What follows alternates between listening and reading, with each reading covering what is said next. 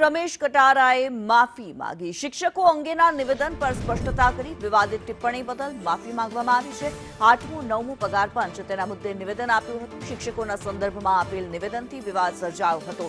શિક્ષક સંગઠનોમાં રોષ જોવા મળ્યો હતો, ત્યારે મંત્રી રમેશ કટારાએ હવે માફી માંગી લીધી છે। શિક્ષકો વિરુદ્ધ આપેલા નિવેદન બદલ માફી માંગી છે।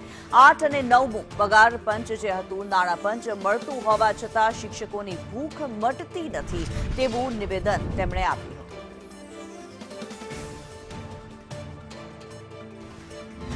નમસ્કાર શિક્ષક મિત્રો, જ્યારે ગોધરા સંમેલન રાખ્યું હતું ત્યારે મારા વખતે મારાથી કંઈક બોલાઈ ગયું હોય તો હું શિક્ષક મિત્રોને માફી માંગુ છું અને મારા શબ્દો હું પાછો કહેશું છું। નમસ્કાર શિક્ષક મિત્રો, જ્યારે ગોધરા સંમેલન રાખ્યું હતું ત્યારે મારા વખતે મારાથી કંઈક બોલાઈ ગયું હોય તો હું શિક્ષક મિત્રોને માફી માંગુ છું અને મારા શબ્દો હું પાછો કહેશું છું।